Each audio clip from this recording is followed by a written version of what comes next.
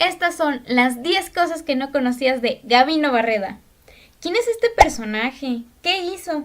Pues hoy conoceremos algunos datos de este personaje histórico. Número 1. Gabino Eleuterio Juan Nepomuceno Barreda Flores nació el 19 de febrero de 1818 en Puebla. Su padre, de ascendencia castellana, fue don Antonio Barreda, y su madre, proveniente de la ciudad de Aguascalientes, fue doña María Dolores Flores. A Gabino Barreda le tocó vivir en una época anárquica, producto de las guerras internas y externas que se habían gestado después del periodo independiente. Número 2. Gabino Barreda ingresó muy joven al Colegio de San Ildefonso, una institución muy reconocida en aquella época, entre otras cosas, por preparar a los jóvenes para carreras profesionales tales como el derecho. Sin embargo, la innata aversión de Barreda a los estudios carentes de demostración científica se tradujo, en primera instancia, en la repulsión al título de licenciado en Derecho, a pesar de haber concluido dichos estudios con gran brillantez. Número 3.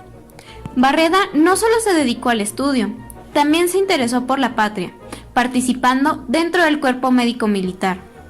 Poco tiempo después, viajaría a Francia para perfeccionar sus conocimientos en medicina, lugar en donde estuvo hasta 1851 y donde regresaría para tratar de seguir sirviendo a la patria en otros aspectos. Número 4.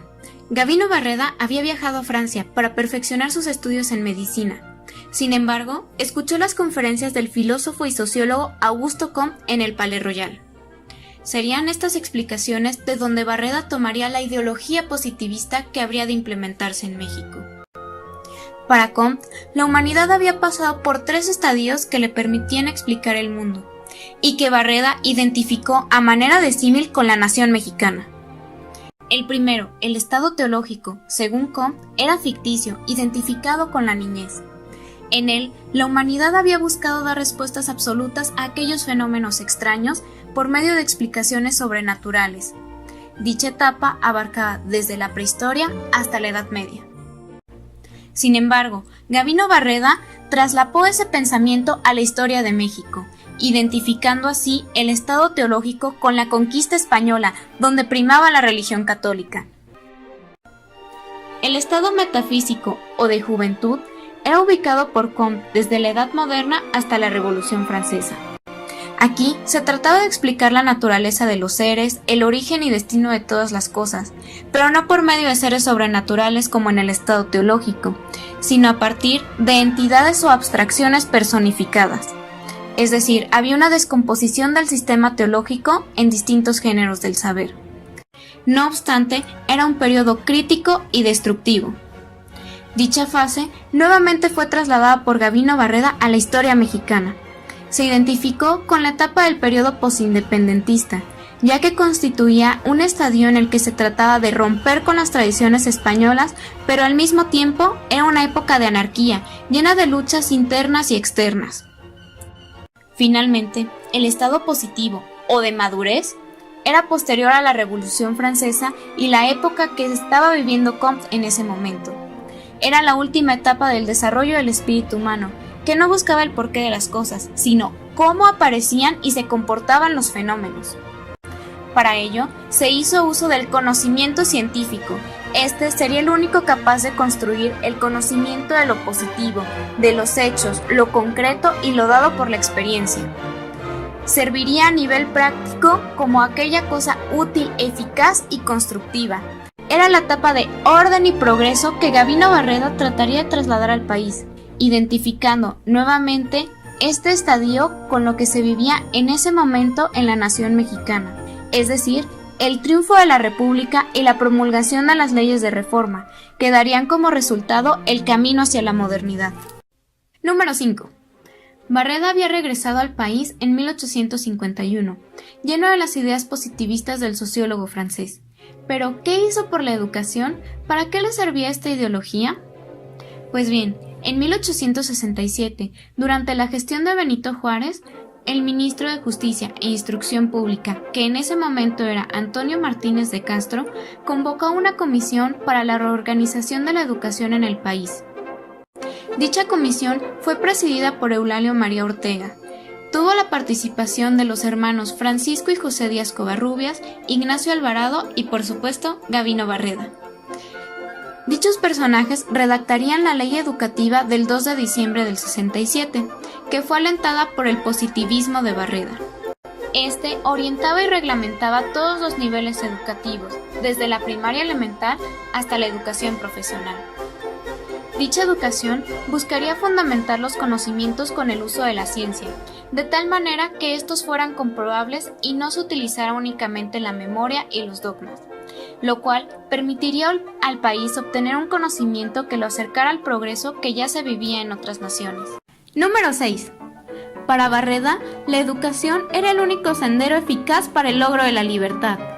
De ahí que el presidente Benito Juárez lo designara para la creación de una escuela especial para la formación de los jóvenes mexicanos. Del proyecto educativo de Barreda resultó la Escuela Nacional Preparatoria, misma que tuvo como sede el antiguo Colegio de San Ildefonso. Dicho personaje se encargó de crear el escudo de la institución, con los colores azul y oro que sostendrían la divisa comteana de amor, orden y progreso, el amor como medio, el orden como base y el progreso como fin. Aunque posteriormente Barreda modificaría la palabra amor por la de libertad, sosteniendo el lema libertad, orden y progreso en sus discursos. Fue el primer director del establecimiento, el cual inició con 900 alumnos varones, pues en esta primera etapa no se aceptaban mujeres. Además, contó con la participación de 30 profesores. Como fundador de la Escuela Nacional Preparatoria, buscó que ésta tuviese un fondo común de verdades, que según su concepción le daría a los jóvenes todas las herramientas para desarrollarse en sociedad, aun si estos no estudiaban una carrera profesional, de ahí que no existieran bachilleratos especializados. El plan de estudios de dicha escuela se encontraba de manera escalonada, de tal manera que cada conocimiento era la base para comprender el siguiente. Se iba de lo simple a lo complejo, de lo inductivo a lo deductivo, siguiendo así un método científico en todo momento. Número 7. No obstante, el proyecto de la Escuela Nacional Preparatoria recibió numerosas críticas, porque se consideraba una educación enciclopedista que solo acumulaba conocimientos inútiles en los alumnos, en lugar de crear bachilleratos especializados desde el principio. Además, se creía que 6 años de estudio eran demasiados para los jóvenes que no solo tendrían que pasar tantos años estudiando, sino que eso no los prepararía como tal para una carrera profesional específica. Número 8. Gavino Barreda habló también de una educación moral, independiente de cualquier religión, pero basada en los deberes de justicia y virtud. Dicha moral fue identificada con los órganos del cerebro. Los había referentes al bien, que tenían que ver con la conciencia, y al mal, que podían provocar remordimiento.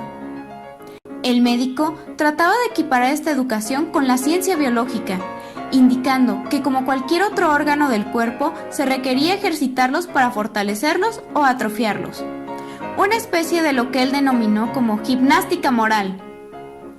En este caso, dicho ejercicio se realizaría por medio de acciones altruistas, evitando las egoístas para robustecer los llamados órganos del bien. Lograr dicho objetivo requería la participación de la familia y los profesores, quienes estimularían a los jóvenes por medio del ejemplo. La moral no se debía premiar o castigar, pues era para vivir en armonía con la sociedad. Número 9.